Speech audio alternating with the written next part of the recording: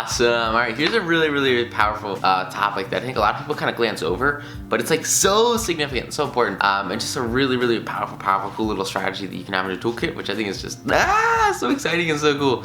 So it's about how to criticize and not be hated for it. Really powerful skill. I'm really excited stuff. So we'll go over to the computer and we'll make it happen. So Charles Schwab, remember him? He's running this factory.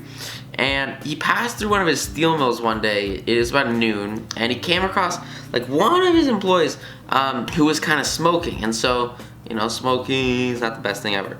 And so Schwab's kind of standing here, and he sees this guy smoking, and he's like, "Whoa!" But what he didn't do is, you know, point at the sign that was kind of like right above his head that said like "No smoking," and say, you know, "Hey, can you read?" Because that's like rude, right? And that's not really gonna work the best, and just it won't make him feel good, right? And instead, he walked over to this guy.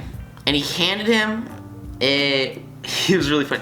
Handed each one of there were a couple of guys smoking, and he gave each person that was smoking a cigar. He gives them this very nice cigar, and he says, "I appreciate it, boys, if you'd smoke these outside." And they knew that they'd broken this rule, and they knew they weren't supposed to smoke inside, and they understood that. This is back when like peace smoking was like not gonna kill you, quote unquote, right? Whatever. And these guys understood they broke the rule. And what's cool is like they admired him because he said nothing about them breaking the rule, and he gave them a present that made them feel important, right? They feel super important because they're getting this present from their boss while they're breaking the rule. And of course, after this happens, they love this guy, and they were super happy to always go outside and smoke and do whatever because he treated them so nicely, right? When you're nice to people, they're gonna naturally want to follow the rules because people know what the rules are, right? Like they can see the no smoking sign. All you have to do is sort of entice them to follow the rules. No, you do that by adding a ton of value into their life. Similarly, John Wanamaker used the same technique when he was on his great store in Philadelphia. And one time he saw this client who was waiting for the counter, and what's interesting is like no one was paying the slightest attention to this person. The salespeople just couldn't care less. And what's interesting is like if here's your store, and here's kind of where the client is trying to check out at the checkout counter. All the employees were over here in this corner of the store, completely alone, laughing and talking amongst themselves, just like completely alone over here, having this big old party, socializing and not doing like their actual jobs, right? Which is kind of crazy. And so Wanamaker, he did not say a word. And quietly, he walked in, he slipped behind the counter, and he waited on the woman himself, and then handed the purchase off to a salesperson to kind of be wrapped and go on to the client. Not for a minute did he criticize these guys. Not for a minute did he say, "You guys are doing the wrong thing by not servicing these clients." Instead, he just freaking did it for them, and by being kind, by showing generosity, by actually doing their job for them, and not saying, "Guys, go do your job," what he's gonna do is he's gonna incite them in the future to actually do it on their own accord and have their own internal motivation to go and do more and serve more and do their job because they see that, oh, okay, well, if the boss will do it, then I guess we should do it too, right? It's a really powerful way to go forward with it. Next, it talks about public officials who are often criticized for not being accessible to their constituents because they're like really busy people, and so sometimes it's not their fault if their assistants sort of overprotect their time and don't want to overburden their bosses. And there's an interesting story with Carl Langford, who was the mayor of Orlando, Florida, which is a Disney World, and for many years he told his staff sort of to allow people to see him, and he claimed he had an open door policy. And the challenge was that citizens of his community were blocked by secretaries and administrators when they called. And he finally found this one solution. It was so powerful. He literally removed the door from his office. And his aides, his secretaries, everyone got the message. And the mayor has since then had a truly open administration since the day his door was symbolically thrown away, and he had complete and total transparency, which is pretty freaking cool. Simply changing the way that people look at your administration, the way people look at the way you act, people who look at your behavior, the way people assess you, can fundamentally shift the growth that you have. You see sort of the same thing in like the professional space. This idea of having guru on a mountain. It looks like the most successful teachers on this planet, they're the ones that have the most respect, are the hardest to contact. Really great example with like Eugene Schwartz, I think it was. He had a secretary he would read all his emails, and then he would print out all the emails that came to him during the week. And then once a week, she would take all the important emails and send it to him via UPS or USPS.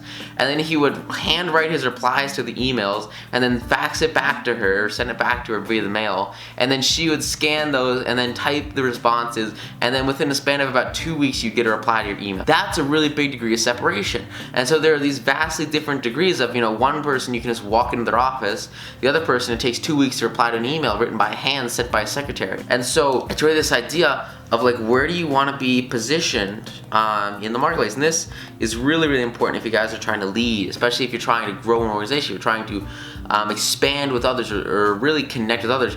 You want to ask, how much time do I want to commit to constant bombardment by others versus how much time do I want to commit to personally developing and growing the company as a whole. Definitely a big concept, and one that I kind of focus on a lot.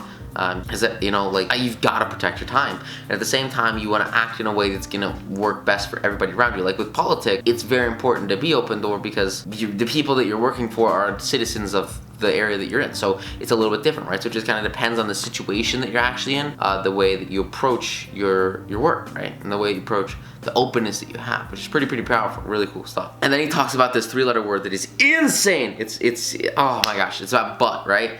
And he says that simply changing one 3-letter word can often spell the difference between failure and success, and changing people without giving offense or arousement.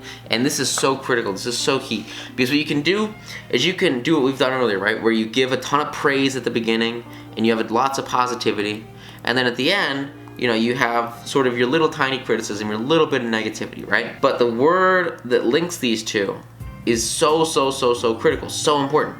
And it's just massive. So, I could say, hey, with the example with Coolidge, right? Very pretty dress. You look amazing today. Awesome stuff to a secretary. And, can you stop making all these typos with the commas or whatever. Many people follow their criticism with sincere praise. Or many people follow their sincere praise with criticism, but they use the word but, and then they end with the critical statement. So instead of using and, they say but, right? So think about it like this. You look really awesome today, but I need you to do a better job with your commas. What does that but do?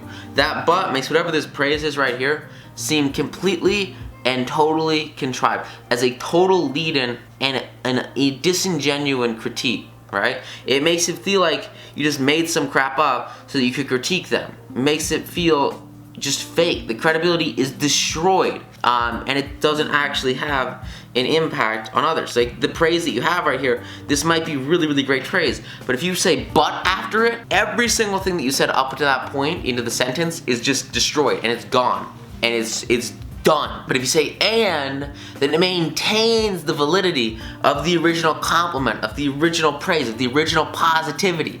And it's such an insanely better way to approach your sentences. Instead of saying, praise but you need to do this, say praise and do this.